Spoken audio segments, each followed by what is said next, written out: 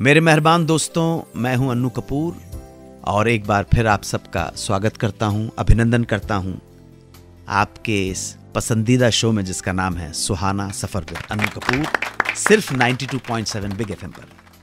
सुनहरी यादों के सफर में आज एक और जश्न की बारी है।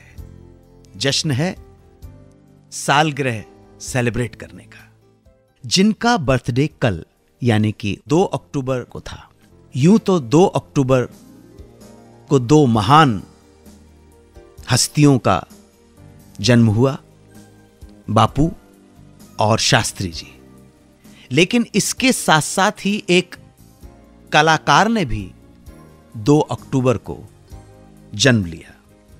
मशहूर मारूफ हस्ती, नृत्यांगना, अभिनेत्री आशा पारेख। आशा जी का जन्मदिन मनाएंगे, उनके ऊपर पिक्चराइज्ड गाने सुनेंगे और दास्तानें जानेंगे स्वयं आशा जी से। Welcome back to 92.7 big FM. Asha ji हमारे साथ फोन पर हैं।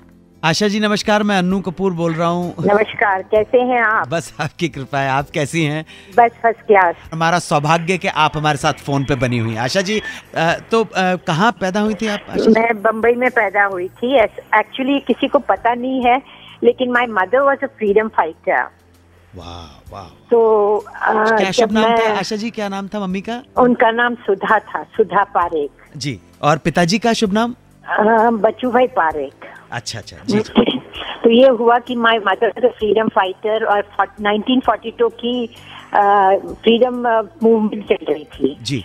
तो वो लीड कर रही थी procession and my uncle saw, मेरे चाचा ने उनको देखा कि ये फुल्ली प्रेग्नेंट है और ये क्या कर रही है। तो ही came running to tell her कि भाई आपके ससुर जी बुला रहे हैं। तो she had to come out of the morcha जी। एंड लकीली, नहीं तो मैं शायद जेल में ही पैदा हुई होती। बहुत खुशनसीब हैं हम कि आज आशा जी हमारे साथ फोन पर मौजूद हैं। आप सुनते रहिए 92.7 बिग एफएम पर सुहाना सफर विद अन्नू कपूर। आप हैं 30 minutes ad free non stop music के बीच। 30 मिनट्स नॉन स्टॉप म्यूजिक सिर्फ 92.7 बिग एफएम पर। 92.7 बिग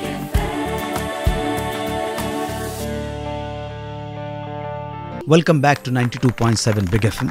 आशा जी हमारे साथ फोन पर हैं, जिनका बर्थडे कल यानी कि 2 अक्टूबर को था। तो मम्मी ने एनकरेज किया डांस के लिए। ये हमने मम्मी ने देखा कि मुझे डांस का बहुत शौक था, म्यूजिक बजता था और मैं डांस करती थी जी। तो प्रेमनाथ जी ने मुझे देखा डांस करते हुए उनके चार्टर्ड अकाउंटेंट के घर पे जी। तो उन्होंने कहा कि ये लड़की तो बहुत अच्छा डांस करती, तो वो अपना इनको बीना राय जी को ले आए, मधुबाला जी को ले आए कि देखो इस लड़की को डांस करते हुए जी। तो हमारे स्कूल का फंक्शन था, तो मम्मी ने कहा कि प्रेमनाथ जी से कि आप आइए एज अ चीफ गेस्ट जी। तो उन्होंने कहा कि मैं एक ही शर्त पे आऊंगा अगर आशा डांस करेगी तो। वाह। अब मुझे डांस तो कुछ आता नहीं था जी। तो फिर मम्मी बेचारी घबराई, बोली अब क्या करूं? तो बोले हाँ ये डांस करेगी। तो मुझे लेट मोहनलाल पांडे के पास ले गई और कहा कि भैया एक आइटम इसका फिक्स कर दो। वो कथक सिखाते थे जी। तो उन्होंने कहा कि इसको 5-10 दिन थे, तो कहा कि इसको जल्दी से एक आइटम फिक्स कर दो ताकि ये स्टेज पे डांस कर सके। और इस तरह से मेरा डांस का करियर शुरू हुआ। तो आपने स्टेज पे परफॉर्मेंस प्रोफेशनली भी करना शुरू कर दिया था? हाँ, बहुत शोज किए। मैं फिल्म स्टार बनने के बाद भी मैंने स्टेज शोज चालू रखे थे। मैंने 3-4 बड़े बैलेस बनाए हैं। हमारे दर्शक ये जानना चाहें, हमारे श्रोता जानना चाहेंगे कि वो विजय भट्ट जी के साथ क्या हो गया था जो दिल टूट गया। आशा पारेख, आज आशा जी का जन्मदिन है। बहुत खुशनसीब हैं हम कि आज आशा जी हमारे साथ फोन पर मौजूद हैं। आप सुनते रहिए 92.7 बिग एफएम पर Suhana Safar with Annu Kapoor. Welcome back to 92.7 big FM. Asha ji हमारे साथ फोन पर हैं। 2 अक्टूबर 1942 को मुंबई में ही पैदा हुई थी। कहाँ से टर्निंग पॉइंट हुआ आपको? कहाँ से पहला ब्रेक मिला? चलिए उसके बारे में बात करते हैं। विजय भट्ट जी की पिक्चर चैतन्य महाप्रभु में मैंने एक छोटा सा मतलब रोल किया था जी। और उसके बाद जब उन्होंने ये पिक्चर की शहनाई बनाने का इरादा किया, तो उन्होंने मुझे कांटेक्ट किया जी। और मम्मी ने कहा कि चलो बात कर लेते हैं उनसे जी। तो जब गए तो उन्होंने कहा कि हमको मेन लीड में इनको लेना है जी। तो उसके बाद काम शुरू हो गया। 2 दिन शूटिंग करने के बाद उस दिन दूसरे दिन रात को मम्मा को बुला के उन्होंने कहा कि भाई ये स्टार मटेरियल नहीं है, ये स्टार बन नहीं सकती है जी। तो जी। तो ये बस फिर वहां से मतलब ना कर दिया और अमिता जी ने वो रोल किया फिर मेरा। जी। तो और अनफॉर्चुनेटली उस वक्त आयस जौहर के साथ मैंने शूटिंग की थी, तो आयस जौहर साहब बेवकूफ बना रहे थे जी। और वो चाह रहे थे कि मैं उसमें काम करूं जी। लेकिन मम्मा ने वर्ड दिया था विजय भट्ट जी को कि जब तक आपकी पिक्चर रिलीज न हो जी। तब तक हम बाहर कोई पिक्चर साइन नहीं करेंगे जी। तो वहां से भी गए यहाँ से भी गए वाली बात थी। और बस उसके 1 हफ्ते में मैं गई थी, रंजीत स्टूडियो में मुहूर्त था तो वहां मैं गई थी, तो वहां एस मुखर्जी साहब ने मुझे देखा जी। उन्होंने कहा तुम कल आ जाओ ऑफिस में जी। अब मुझे कुछ मन नहीं था जाने का, फिर भी मैं गई वहां और उन्होंने कहा हमारी एक्टिंग स्कूल ज्वाइन कर लो तुम जी। तो मैं एक्टिंग स्कूल में 2 दिन जाऊं 6 दिन गायब रहूं, इस तरह से मन नहीं था इतना। अच्छा, बिल्कुल फिल्म इंडस्ट्री में जाने का मन नहीं था आपका? ये गूंज उठी शहनाई के बाद तो बिल्कुल ये जो झटका जो आघात सा लग गया था, अच्छा नहीं लग रहा था कि इस इंटरेस्ट। जी जी जी, जी। तो एस मुखर्जी साहब ने जी, तो बस फिर उन्होंने बुलाया और सब काम शुरू हो गया। उसके बाद दिल दे के देखो बनने वाली थी जी।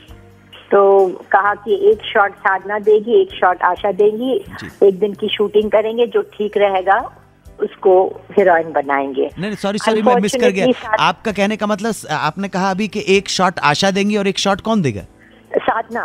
वाह, वो उनका भी ट्रायल चल रहा था? हाँ जी, उनका भी ट्रायल चल रहा था। तो मेरा सिलेक्शन हो गया दिल दे के देखो में और साधना का सिलेक्शन हो गया लव इन शिमला में। अच्छा, ओके। हाँ, दोनों फिल्में मुखर्जी साहब ने प्रोड्यूस की थी। जी जी। तो इस तरह से आपको मिल गई फिल्म दिल दे के देखो जी। और 1959 में आपके ही बर्थडे के ऊपर ये फिल्म रिलीज हुई जी और आप बन गई स्टार। हाँ जी। आशा पारेख 2 अक्टूबर 1942 को मुंबई में ही पैदा हुई थी। बहुत खुशनसीब हैं हम कि आज आशा जी हमारे साथ फोन पर मौजूद हैं। आप सुनते रहिए 92.7 बिग एफएम पर Suhana Safar with Annu Kapoor. Welcome back to 92.7 big FM. Asha ji हमारे साथ फोन पर हैं। आशा जी, आपका देव साहब के साथ आपने फिल्म की है, महल फिल्म की है आपने, महल फिल्म की। जी जी, जी। तो उसका कुछ अनुभव बताना चाहती हैं आप देवानंद के साथ? काम करने का बहुत अच्छा लगा क्योंकि वो बहुत ही एनर्जेटिक इंसान थे जी। और काम करने में बहुत दिलचस्पी लेते थे। अपना काम होता था तो उसमें अपना मन लगा लेते थे वो। और एज एन एक्ट्रेस कब आप किस फिल्म से आपको लगा कि हाँ अब मैं एज एन एक्ट्रेस, स्टार तो बन गई थी आप, क्या वो फिल्म कटी पतंग से ही आपको एक एज एन एक्ट्रेस एक जो एक वेटेज मिलना चाहिए था वो मिला और मिला आपको फिल्म फेयर का अवार्ड बेस्ट एक्ट्रेस का? उसके बारे में कुछ बताना चाहेंगे? लोगों ने जैसे कहा आपने कि मैं स्टार थी, एक्ट्रेस नहीं थी, आर्टिस्ट नहीं थी जी। तो ये हुआ कि 2 बदन जब रिलीज हुई थी तब मुझे क्रिटिक्स ने एक्सेप्ट कर लिया था कि I was a good artist. जी जी। तो उस वक्त मुझे बहुत बहुत मतलब अच्छे क्रिटिक्स ने मतलब ये स्टेटमेंट्स दिए थे।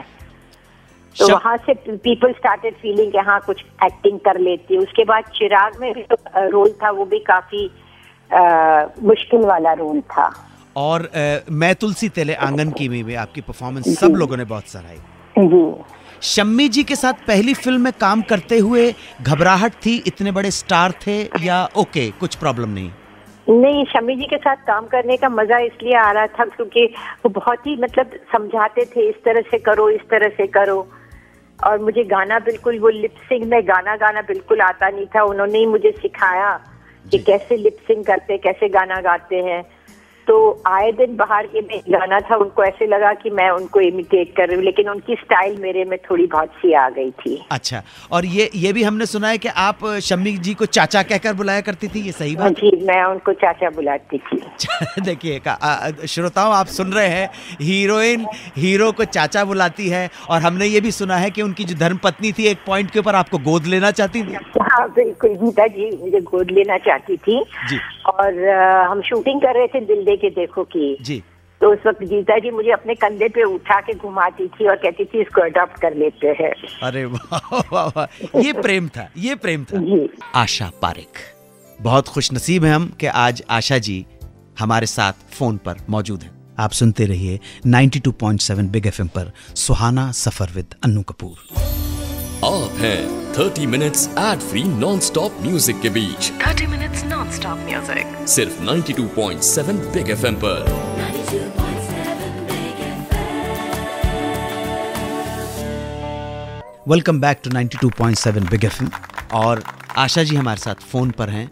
शम्मी जी के साथ आपने टोटल 3 फिल्में की हैं, पहली दिल दे के देखो की, फिर तीसरी मंजिल की और पगला कहीं का। पगला कहीं का। क्या यादें हैं उनकी आपके?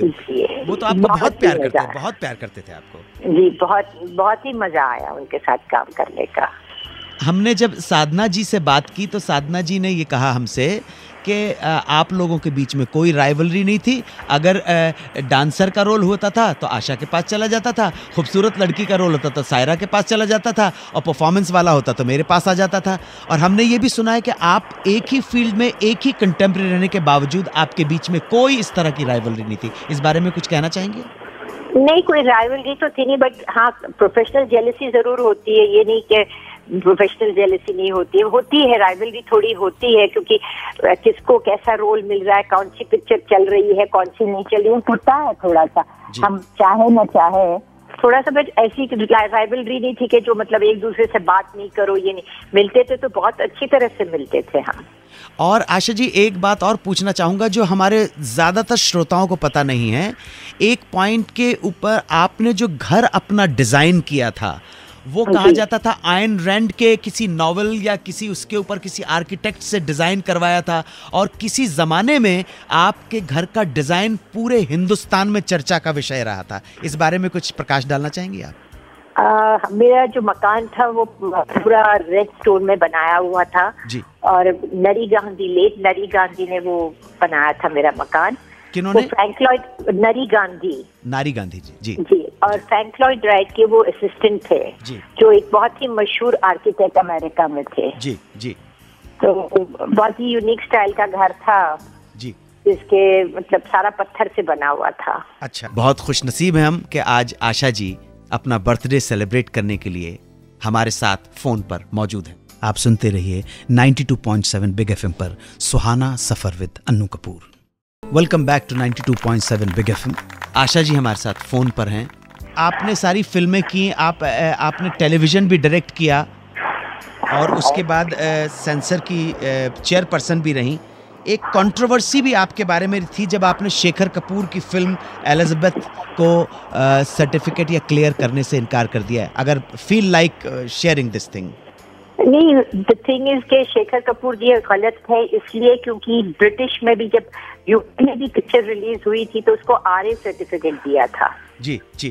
तो यहाँ जो वो मांग रहे थे कि हम जब उनको A सर्टिफिकेट दे रहे थे तो वो U मांग रहे थे जी। When it was given an RA certificate there जी, तो यहाँ कैसे वो मांग रहे थे कि हम उसको मतलब छोड़ दें? तो ये डिस्प्यूट हो गया। डिस्प्यूट था, इसलिए वो मतलब काफी कुछ चर्चा में रहा। लेकिन मैं सिर्फ उनसे यही पूछूं कि जब वहाँ रिस्ट्रिक्टेड अडल्ट के लिए था तो यहाँ क्यों वो U सर्टिफिकेट मांग रहे थे? वो यहाँ U मांग रहे थे आपसे? जी जी। तो आपने बिल्कुल मना कर दिया? नहीं, उसमें हमने कहा कट्स ले, आप हम जो दे रहे हैं वो कट्स एक्सेप्ट कर लीजिए और पिक्चर रिलीज कर लीजिए जी जी। तो वो माने नहीं, बोले मैं ट्रिब्यूनल में जाऊंगा। हमने कहा अच्छा जाइए ट्रिब्यूनल में। तो फिर फाइनली ट्रिब्यूनल ने भी उनको नहीं दिया ना? ट्रिब्यूनल में थोड़े कट्स तो दिए ही उन्होंने जी जी। और आप सोशली भी UA सर्टिफिकेट दिया, U भी नहीं दिया था। अच्छा अच्छा। आपका हॉस्पिटल है, उसकी ट्रस्टी हैं आप, बहुत पुराना हॉस्पिटल है आशा पारेख हॉस्पिटल। उसके बारे में कुछ कहना चाहें, शेयर करना चाहें अपने विचार? मेरी मम्मी, जैसे मैंने कहा कि वो एक सोशल वर्कर थी, तो वो इस हॉस्पिटल के लिए भी काम करती थी जी जी। तो जब मैं स्टार बन गई, मैं डॉक्टर बनना चाहती, डॉक्टर बन नहीं पाई जी। तो जब मैं स्टार बन गई तो उन्होंने कहा कि यहाँ एक हम पूरा वार्ड डोनेट करेंगे, मेडिकल एंड सर्जिकल वार्ड जी जी। बट उस वक्त मेरा नाम इतना हो गया था तो वो लोग आशा पारेख हॉस्पिटल बुलाते थे। एक्चुअली वो BCJ हॉस्पिटल है जी। अब उन्होंने हमारे यहाँ थोड़ा सा प्रॉब्लम हो गया था यूनियन का जी। तो हमारा अस्पताल 18 महीना बंद रहा था जी जी। तो उसके बाद जो खुला तो इन लोगों ने मतलब काफी कुछ हमें मेहनत करनी पड़ी और उसको रीस्टार्ट करना पड़ा। जी जी। जिसके रीस्टार्टिंग में अमिताभ बच्चन जी आए थे लॉन्च करने को जी। और उन्होंने कहा कि अपना हॉस्पिटल वालों ने कहा नहीं बीसीजे हॉस्पिटल और आशा पारिक रिसर्च सेंटर कर देते हैं हम जी। तो मैंने कहा ठीक है अगर आप ऐसे समझते तो ऐसे रख लीजिएगा। फिर उन्होंने नाम इस तरह से रख दिया है अस्पताल का। आशा जी आपके ऊपर न जाने कितने गाने पिक्चराइज हुए लेकिन फिर भी इम्प्रॉम्प्टू जो गाने आपके जहन में आते हैं अगर मैं पूछूं पसंदीदा कौन कौन से गाने हैं? जाइए आप कहाँ जाएंगे, जाइए आप कहाँ जाएंगे जी, सुनो सजना, आए दिन बाहर के, सुनो सजना पपी है, सुनो सजना जी जी, जी। और दैया रे दैया कहाँ फंसी, कारवां, ओह वाह जी जी जी जी जी जी।